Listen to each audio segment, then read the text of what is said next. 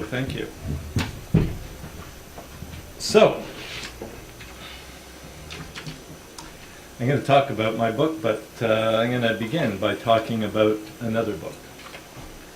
I'm going to talk about a book written by a man named Graham E. Fuller. Who is Graham E. Fuller? Graham E. Fuller had a 27-year career in the U.S. foreign policy establishment. At various times he was CIA station chief in Kabul, he was senior political scientist at the RAND Corporation, and he was vice chair of the National Intelligence Council, the body which produces the National Intelligence Estimate. Today he teaches history in my country, Canada. In a book ambiguously titled A World Without Islam, Fuller asks whether the relationship between the West, led by the United States, and the Arab and Muslim worlds would be any different in the absence of Islam. We have an echo here? Yes. Here, can you still hear me if I speak over here? I still have the echo.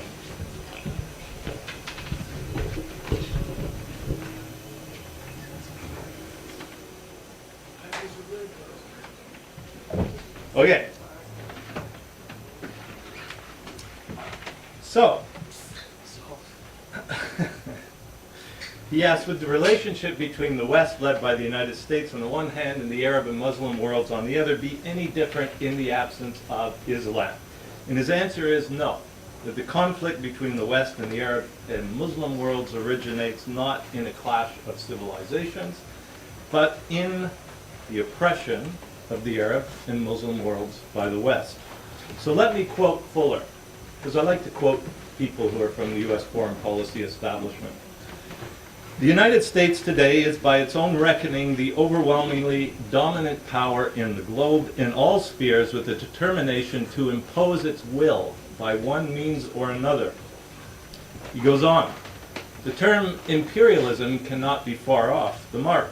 Even after the formal age of Western imperialism, new forms of imperialism were introduced in the modern era, especially in the Middle East, starting with the pliant rulers selected by the British to dominate the newly, and he puts this in quotation marks, independent governments of most states. These rulers were expected to be responsive to Western needs and preferences in the absence of support from their own people. Today, continues Fuller, the majority of leaders in the Arab world and elsewhere are supported in power by the West and pursue pro-Western policies unpopular with their own populations. Unquote. So those are the views of the former vice chair of the National Intelligence Council. Well, if Fuller says a majority of leaders in the Arab world are supported in power by the West and pursue pro-Western policies unpopular with their local populations, that means a minority of leaders in the Arab world are supported in power by the West. A minority of leaders who, we may infer from Fuller's analysis, who are not supported in the West because they fail to support pro-Western policy. So what leaders make up that minority? Well, one way to figure that out is to consider where the U.S. military footprint is absent. In the Arab and Muslim worlds, there are or have recently been U.S. military installations in Turkey, Israel, Jordan, Iraq, Saudi Arabia, Kuwait, Yemen, Bahrain, Qatar, the United Arab Emirates, Oman, Afghanistan, Tajikistan, Kyrgyzstan, Pakistan, Algeria, Tunisia, Egypt, Djibouti, and the Philippines. So what Arab and Muslim countries are conspicuously missing from that list? Well, the Islamic Republic of Iran, Iraq under Saddam, Libya under Gaddafi, and Syria under the Assads. There are no U.S. military bases in Saddam's Iraq or Gaddafi's Libya, not because the United States refused to establish military bases in those countries, but because Saddam and Gaddafi refused to allow them. I mean, neither leader was willing permit his country to be integrated into Washington's undeclared informal empire. There are no U.S. military bases in Iran. Indeed, the country's constitution forbids the establishment of foreign military installations in the country. There are no U.S. military installations in Syria, except for those that are there illegally, established by U.S. forces in contravention of international law. So parenthetically, there are 70,000 U.S. troops in Europe, scattered throughout the continent, along with tactical nuclear weapons, by the way, more than 70 years after the end of the Second World War. You might wonder why. In an extraordinary interview conducted with United Press International in 2002, former U.S. Secretary of State Al Haig, who had also been Supreme Commander of NATO forces, said that U.S. troop presence on the continent was, or quote, keeps European markets open to us. If those troops weren't there, said Haig, those markets would probably be more difficult to access. Now, significantly, Haig had acknowledged that a core function of the U.S. military is to safeguard the interests of corporate America. Is this an outlandish idea? Well, one U.S. Marine Corps general who at the time of his death was the most highly decorated Marine in history, in a 1935 confession, said that he'd spent 35 years of military service as, quote, a high-class muscle man for big business, for Wall Street and the bankers. More recently, Condoleezza Rice, former U.S. Secretary of State and National Security Advisor, told National Public Radio in connection with the release of her memoirs that U.S. foreign policy is not guided by goals of democracy and human rights promotion, but that, quote, for every president, for every Secretary of State, American national security and American economic interests, of course, that is the primary goal. So my argument is that the markets, the labor, the resources of Iraq under Saddam or Libya under Gaddafi were not fully open in an unimpeded manner to the United States, and that the policies of the Islamic Republic of Iran today and of Syria today are impediments to U.S. investment in trade, and that the hostility of Washington to Saddam's Iraq, to Gaddafi's Libya, to the Islamic Republic of Iran, and to what I'm going to call Arab nationalist Syria is ultimately traceable to the U.S. project of exploiting the Arab and Muslim worlds economically and the resistance of these states to that project. Now, by the way, the UPI interview with Haig from 2002 appeared under the headline, Haig, Syria should be the next target. And I mention this to remind you that Washington's long war on Syria began long before 2011, when U.S. President Barack Obama demanded that his Syrian counterparts step down. It began long before that, and indeed long before 2002. So, let's turn directly to Washington's long war in Syria. And let me begin by saying that while the book is titled Washington's Long War on Syria, the war in Syria is more multiform than the title suggests. It's not only a war between Washington and its allies on the one hand, and the government in Damascus and its allies on the other. It's also a civil war that's been going on since the late 1940s, between Islamists on the one hand and secularists on the other. These two groups have a very different and ultimately irreconcilable ideas about how to organize Syrian society. The two major antagonists in this long-running civil war are the secular Ba'ath Arab Socialist Party, whose partisans came to power in 1963 in a military coup, and the Muslim Brotherhood, which is Syria's premier organization of Sunni political Islam, which is the ideological antecedent of Al-Qaeda and ISIS, though these groups have also been influenced by other forms of political Islam. And what I'm going to do is I'm going to step you through an historical timeline of the conflict in Syria with its elements of civil war and its elements of interventionist war. In the mid-1950s, Washington conspired with London to purge Arab nationalist and communist influence from Syria. Their target was a triumvirate of, well, there were two Arab nationalists, one communist leader, who Washington and London perceived as threatening Western economic interests in the Middle East. Spearheading this effort was a man named Kermit Roosevelt of the Roosevelt family, which gave your country 2 presidents.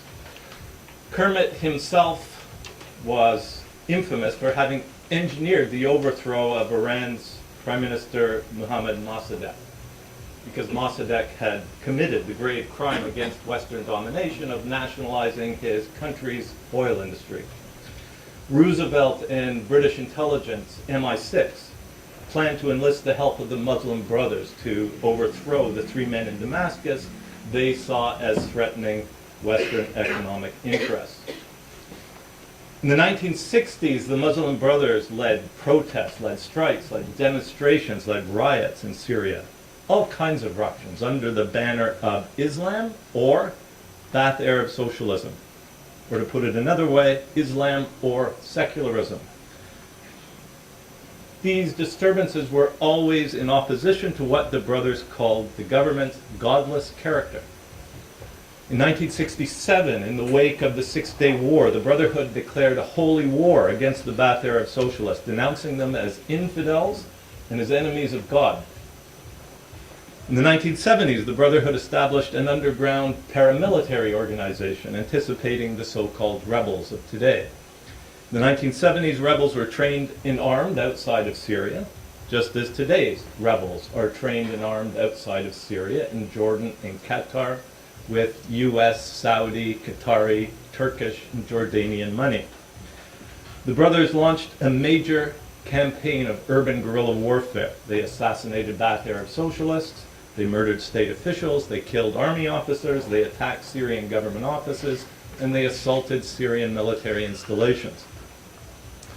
In 1973, the Ba'ath Arab socialist president of the country, Hafez al-Assad, the current president's father, oversaw the drafting of a constitution for Syria that promulgated a mission for the Syrian state.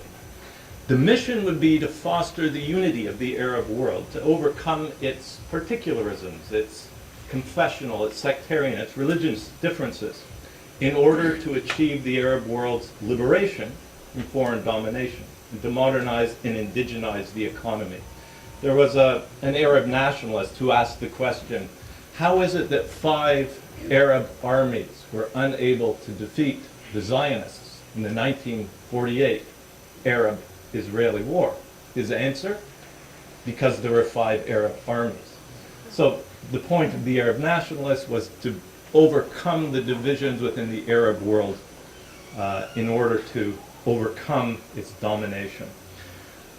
They wanted to modernize the economy and indigenize it. This would be accomplished through state planning or ownership of the economy and planning of the economy, self-directed development of the economy to overcome the Arab world's relegation to a subordinate place in the international division of labor. In Washington, Assad was denounced as an Arab communist. He wasn't a communist. In fact, he was very suspicious of communists, and communists were very suspicious of him. But from Washington's perspective, he may as well have been a communist because his policies had implications for corporate America, which were equal in effect to those of policies that authentic communists would have implemented. In 1980, Robert Baer is a CIA officer. He'd spent decades in the Middle East. He found that Syria was, quote, the epicenter of Islamist terrorism. Baer wrote, when I first set foot in Damascus in 1980, I estimated that Assad had maybe 3 or 4 years before he went under. The Muslim Brothers owned the streets. The mosque schools were teaching jihad. The mosque public address system blared out a message of hate and revenge. I figured this guy's going to get strung up on a light pole, along with a whole lot of other Syrians in downtown Damascus.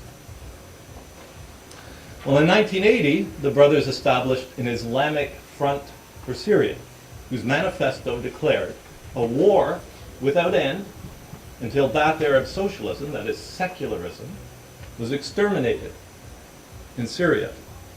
And by the way, there are three things the Muslim Brothers and other Sunni sectarian political Islamists hate about Ba'ath Arab socialism. They hate the ideological foundations of the Ba'ath Arab socialist project, and those foundations are nationalism, secularism, and socialism. Why do they hate them? They hate these ideologies because these are ideologies of European origin. They're foreign to the Muslim world. They're foreign to the Quran, and therefore they're foreign to God.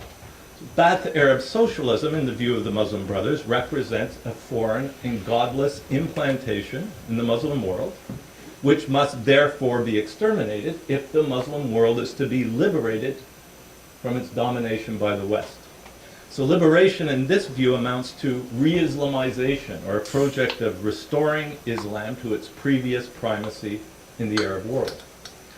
The Ba'ath Arab socialists have the same goal of liberating the Arab world from its historical domination by the West. But they propose to do so in a very different way. First, by overcoming the Arab world's differences, particularly its religious cleavages, and by marshalling its economic assets for its own state-directed development. The project is guided by three goals, which are expressed in the Ba'ath Arab Socialist Party's motto. Freedom, so it's freedom from foreign domination and foreign interference. Unity, which is unity of the Arab world. And socialism, defined as state ownership and planning or self-directed economic development. In 1982, the Muslim Brothers seized control of Hama, Syria's fourth largest city. They went on a blood-soaked rampage through the city. They attacked police stations, they murdered Ba'ath Arab socialists, they executed government officials, they killed soldiers. Every Ba'ath Arab Socialist Party official in the city was executed, many by decapitation. In the Syrian government operation to quell the uprising, the Syrian Arab army captured more than 15,000 foreign supplied firearms, along with prisoners, including Jordanian and CIA-trained paramilitaries. Likewise, insurgents operating in Syria today have been trained by the CIA and other Western intelligence services in Jordan and Qatar. In the 1990s, the Muslim Brotherhood established an alliance with other sectarian Sunni political Islamists to form what they called the National Front for the Salvation of Syria, which perhaps would have been more aptly called the National Front for the Salvation of Syria from Arab nationalism, from secularism, from socialism. The front had two goals. The first, the most immediate and pressing goal was to assassinate Assad. The second, longer-term, more fundamental goal was to establish a state based on the Quran. So let's jump to 2001. In the aftermath of the 9/11 attacks, retired U.S. Army General Wesley Clark, who had led the NATO assault on Yugoslavia in 1999, told a reporter that during a trip to the Pentagon, he'd learned that plans had been drawn up to invade a number of countries, including Iraq, which was soon after invaded, including Libya, which was eventually attacked, and Syria, among others. In 2002, Syria was added to the Bush administration's axis of evil, its regime change hit list. You'll recall that the original list consisted of Iraq, Iran, and North Korea. In 2002, 3 countries were added to the list: Sudan, Syria, Cuba.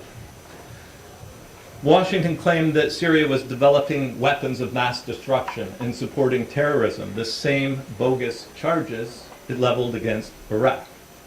Iraq, by the way, was also governed by Ba'ath Arab socialists.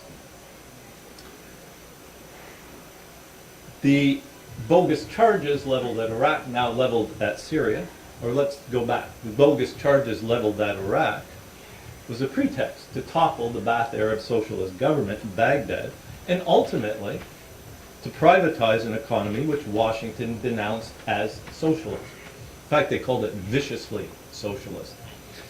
And the Iraqi economy was indeed, to a large degree, publicly owned and planned. Iraq had combined its oil wealth with public ownership and planning of the economy to produce what one former U.S. State Department official had called the Golden Age. He wrote, quote, "Schools, universities, hospitals, factories, theaters, museums proliferated.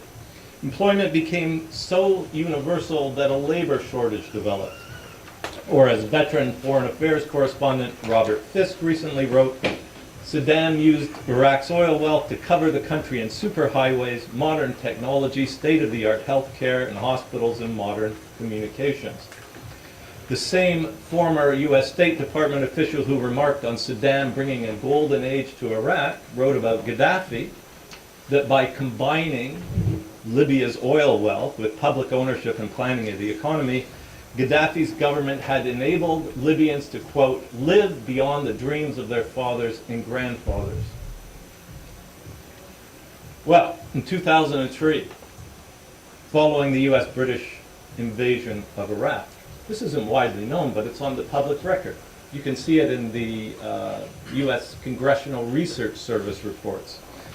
The United States fully intended to invade Syria following its invasion of Iraq, but discovered that its hands were filled with the pacification of Iraq and Afghanistan, and that it would have to achieve its regime change goals by other means. The first alternative to an invasion of Syria was to impose broad-ranging sanctions on Syria, to do what sanctions are always intended to do, namely destroy economies.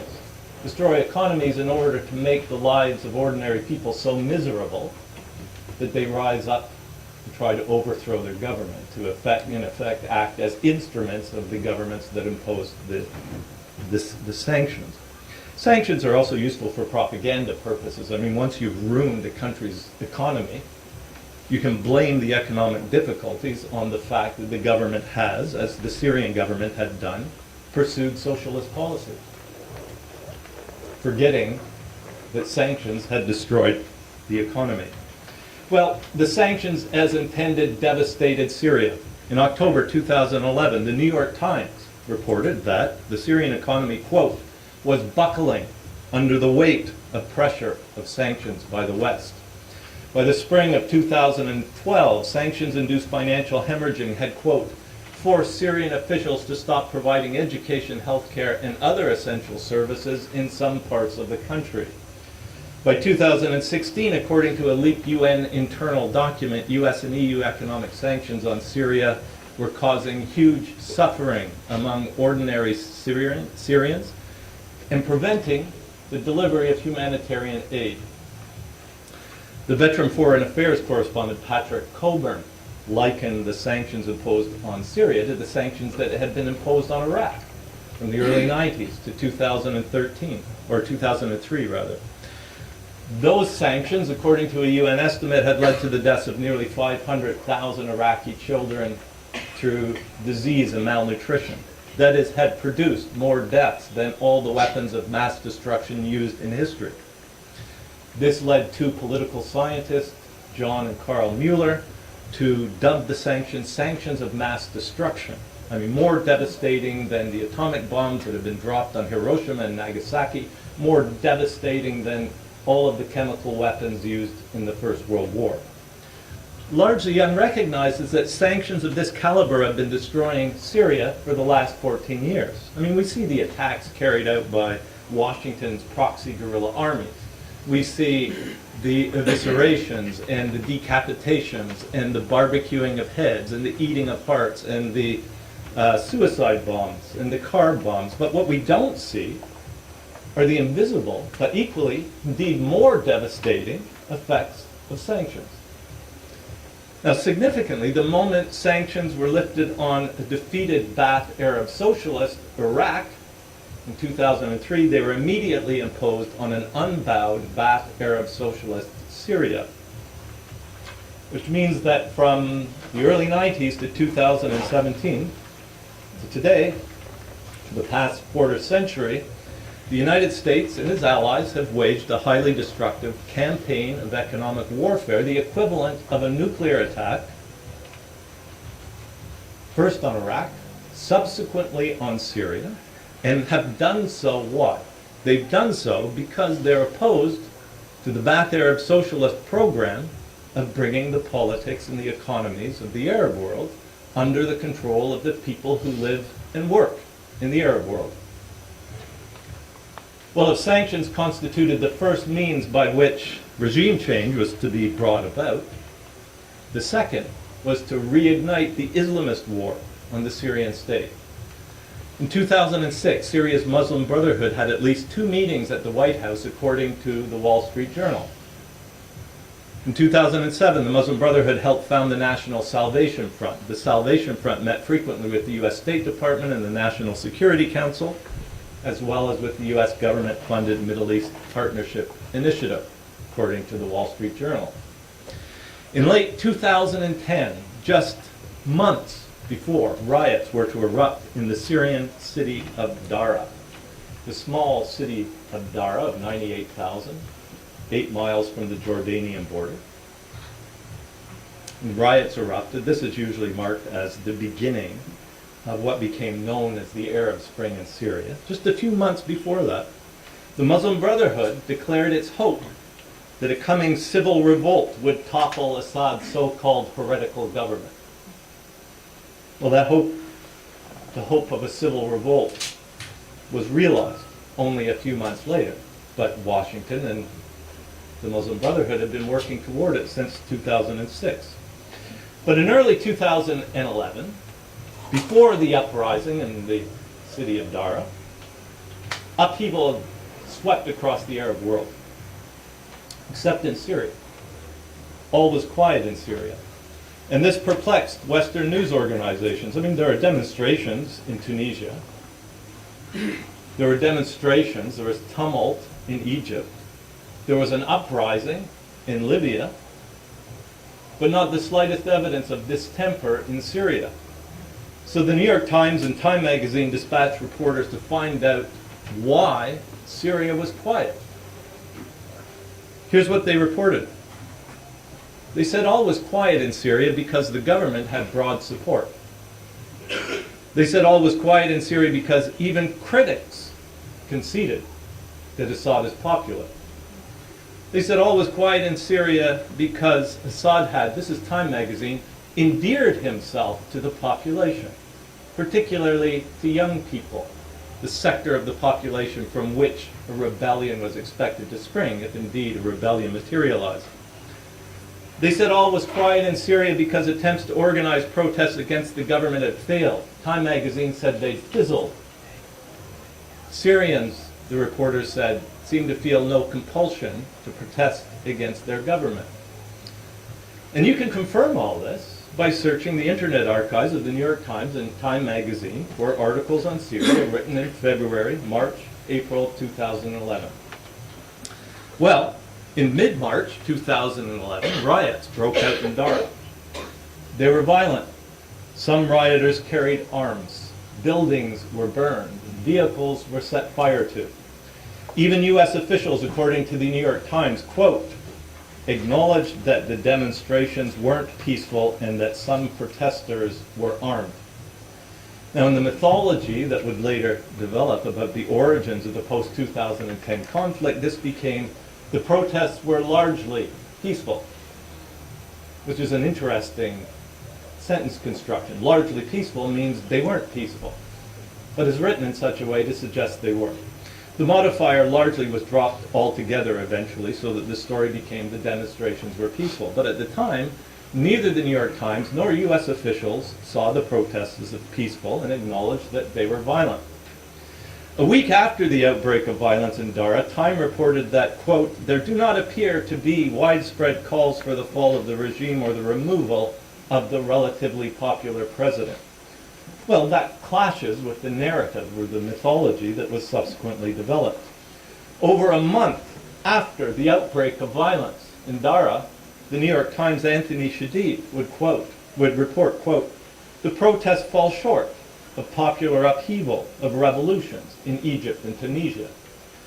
Significantly, Time would report that Islam was playing a prominent role in the demonstrations.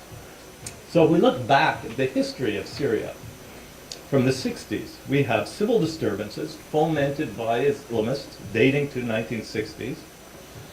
We have the Muslim Brotherhood in Syria declaring a holy war in 1967, a holy war that would last until Ba'ath Arab socialism was exterminated. We have Islamist guerrilla warfare dating to the 1970s, culminating in the violent takeover of Hama in 1982. We have Islamists meeting with the White House, with the State Department, with the National Security Council from 2006. At the point Washington abandons plans for direct military intervention in Syria.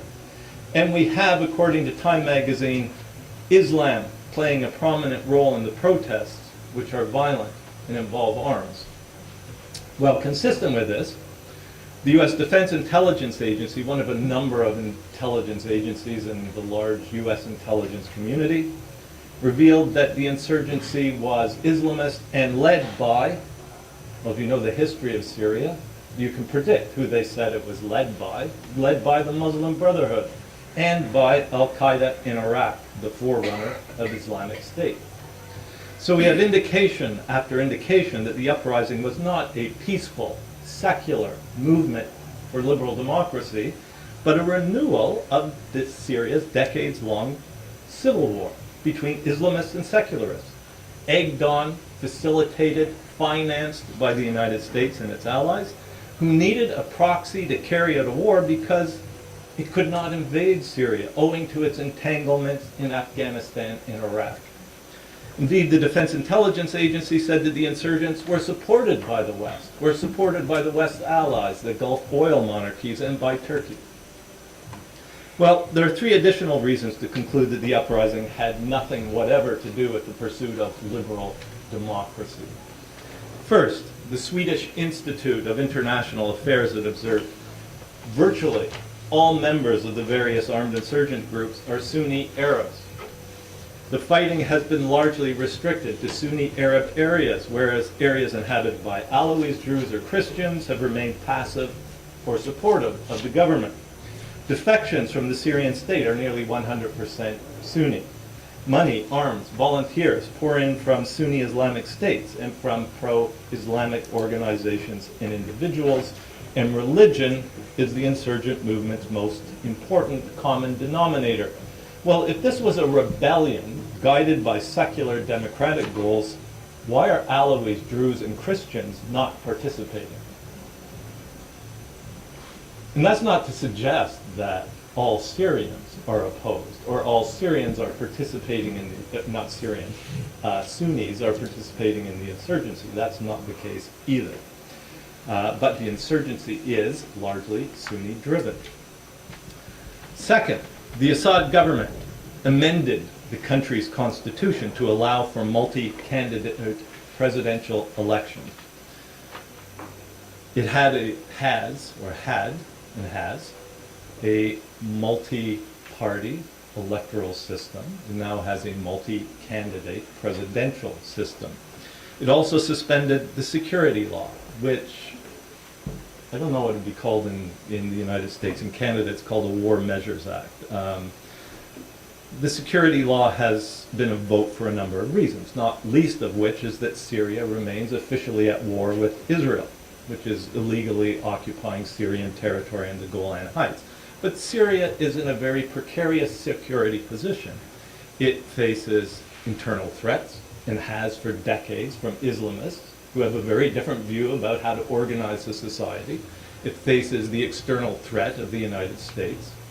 It faces the external threat from Israel. It faces an external threat from the Arab allies of the United States, the Saudis, the Qataris, and the Turks. So these concessions, though, so the security law was suspended, despite the fact that Syria is in a very precarious security situation. These concessions in the direction of liberal democracy were immediately rejected by both the insurgents and their supporters in the West. Instead, the insurgency heated up, despite the fact that Syria now more closely approximated the paradigm of representative democracy favored in the West than did virtually every other Arab country, and certainly more so than did the military and royal dictatorships, which constitute the principal Arab allies of the United States. Third point, Zbigniew Brzezinski, recently deceased, Jimmy Carter's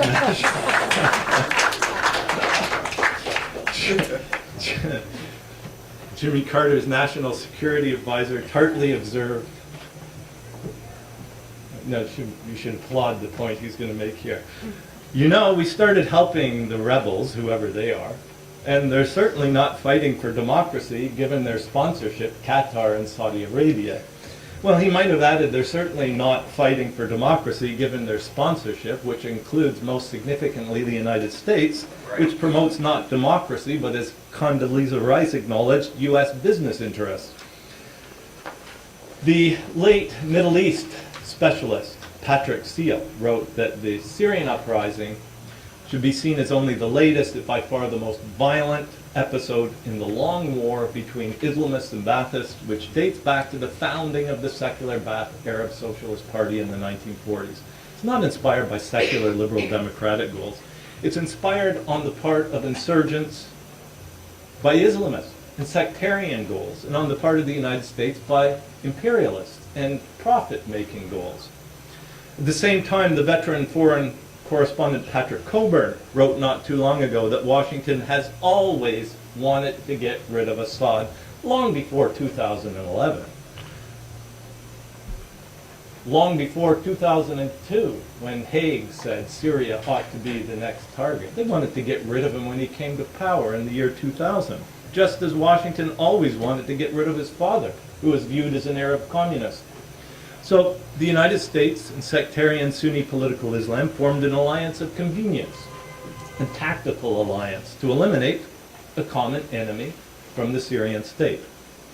Now, the standard operating procedure of U.S. campaigns of regime change is to reduce governments Washington abhors to a single individual who can be demonized as a Hitler or branded as a brutal dictator or an animal or a moral disgrace. An animal, that's what Trump called Assad. A moral disgrace, that's what Noam Chomsky called Assad, and so on.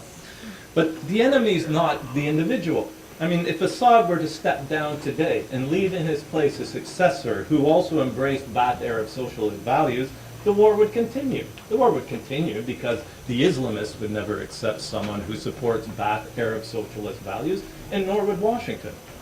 Indeed, when the Baath Arab socialist Saddam was driven from power in Iraq, the military dictator Washington imposed in Iraq, L. Paul Bremer, immediately, his first act was de-Baathification of the Syrian state. That is, removing from posts in the Iraqi state. Removing from posts in the Iraqi state every member of the Baath Arab Socialist Party. Washington then effectively imposed a constitution on Iraq which forbids secular Arab nationalists from ever again holding positions in the Iraqi state. If you read the Constitution, there's a provision in the Constitution which essentially says the Baathists cannot participate in politics, and we know you're going to try and change your name, so you're not going to fool us. We know who you are. So the objective of Washington's long war in Iraq was not the removal of Saddam alone, it was the de-Baathification of the Iraqi state. Likewise, the objective of Washington's long war in Syria is not the removal of Assad alone, it's the de-Baathification of the Syrian state. So, in public discourse, supporters of the Assad government are often denounced as apologists for dictatorship, or at best as questionable supporters of democracy. But the Italian philosopher Domenico Losordo questions or challenges that view. Losordo argues that if we are seriously concerned with the question of democracy, we should be concerned about democracy on an international level, with the democratization of international relations. He writes, if a country or group of countries declare and decide that they have the right to provoke a war without the authorization of the Security Council, They are developing a theory in which the West has the right to exercise despotism over the rest of humanity. It's open despotism. The United States and West declare openly that they have the right to intervene in every area of the globe. That is despotism. He goes on to argue, as Patrick Coburn has, that Washington has always wanted to get rid of Assad. They said they should carry out a change of regime. In Syria, Lasordo notes, because Assad is against Israel, it's against the West, and so on. That is despotism. And those who struggle against such despots are the real defenders of democracy. So let me close on this. A year after Muammar Gaddafi, inspired by the same goals that inspire the Ba'ath Arab socialists, and those are summed up in the party's motto, let me remind you, unity of the Arab world, freedom from foreign domination, and socialism. And indeed, there are explicit references to these values in the constitution Gaddafi crafted soon after coming to power. A year after Gaddafi, inspired by these goals of unity, freedom, and socialism, was removed from power by Islamists, backed by NATO. By the way, in the campaign to oust Gaddafi, Canadian fighter pilots participated in that campaign, quipped that they were Al-Qaeda's Air Force. They knew they were Al-Qaeda's Air Force. How did they know? We know this because we now know from some work done by a Canadian reporter that Canadian military intelligence had reported to the Canadian government that the Islamist insurgents were Al-Qaeda connected. So they quipped about it. They joked about how they were Al-Qaeda's Air Force. So, the year after Gaddafi was ousted by these Al-Qaeda connected Islamists, backed by NATO, the Wall Street Journal revealed that Western oil companies had agitated for Gaddafi's removal because he was driving hard bargains and insisting that Libyans benefit from their own oil resources. Well, you know, U.S. oil companies, Western oil companies, believe that the petroleum resources of the Arab and Muslim world should be used for the enrichment of their shareholders, not for the benefit of the people who live in the region. And in fact, oil company executives are systemically and legally bound to hold this view. I mean, you're not going to last long as an oil company executive if you think the interests of Libyans are superior to the interests of your shareholders. Gaddafi held the very opposite view, that the interests of Libyans were superior to the interests of U.S. oil company shareholders. And as a consequence, he had to go. The day before this book went to press, I read a short essay by a notable Canadian named Norman Bethune. He's notable, probably more notable here than he is in Canada, actually, although he's notable. In China, he's notable. The essay was titled Wounds, and Bethune was a skilled and innovative surgeon who was at the forefront of the fight for public health care in Canada, but he's mainly known for participating in two wars, for participating in the Spanish Civil War and the Second Sino-Japanese War in the late 1930s. In the Second Sino-Japanese War, Bethune joined Mao's forces as a frontline surgeon in the resistance against Japanese efforts to colonize China. And it was in China that Bethune wrote his essay. And his essay was a meditation on the causes of the war in which he was entangled, which produced the wounds he was called upon to operate on every day. And as I read the essay, it struck me that what Bethune was saying, in very few words, I had attempted to say in a whole book. So I quickly asked my publisher if he'd include a short quote from Wounds as the epigraph of the book, which he readily agreed to. So let me read it to you. Are wars of aggression, wars for the conquest of colonies, just big business? Yes, it would seem so. However much the perpetrators of such national crimes seek to hide their true purpose behind the banners of high-sounding abstractions and ideals. Well, today the high-sounding abstractions and ideals are expressed in the claim that the United States has a moral obligation to act, that Washington and the West have a responsibility to protect civilians from their governments, and that we cannot stand idly by. Well, those projects are said to make up a civilizing mission, which the West proclaims for itself, ostensibly to impart democracy and human rights and prosperity to those parts of the world that have allegedly been denied. This is continuous with the French mission civilisatrice used by Paris at the height of French colonialism to justify the rape of peoples of the French colonial empire. So the objective is to present a relationship of exploitation as a relationship of benevolence, of conferring the gifts of democracy and human rights on those people who have been afflicted.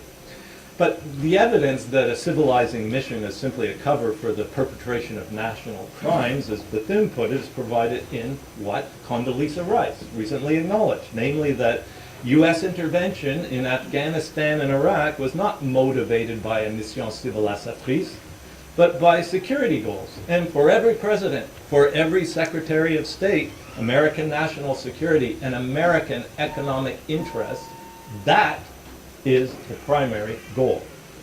Well, under Iraq, under Saddam, Libya, under Gaddafi, Syria, under Assad, were impediments to the economic development and commerce of corporate America. And so, for every president, for every secretary of state, overcoming those impediments was and is the primary goal.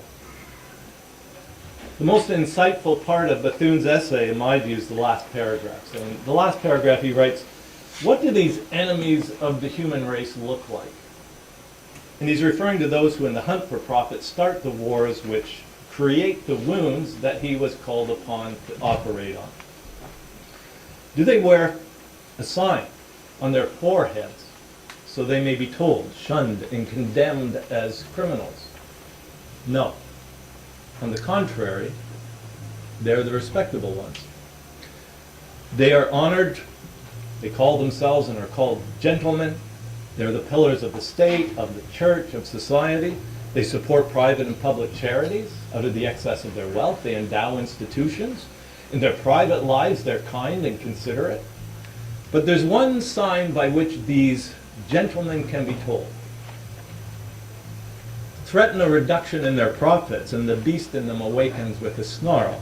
They become ruthless as savages, brutal as madmen, remorseless as executioners. And when you read in the Wall Street Journal that Western oil companies had complained to the U.S. State Department that something had to be done about Gaddafi, who threatened a reduction in their profits, it's hard not to think of the pillars of society and respectable people of whom Bethune wrote. Well, Bethune ended his essay with this: "Such an organization of human society as permits these enemies of humanity to exist must be abolished."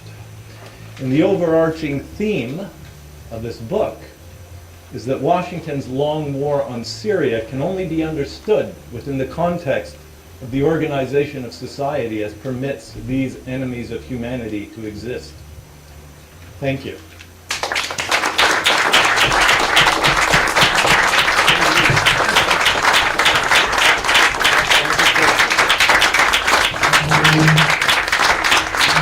Thank you very much, Steve.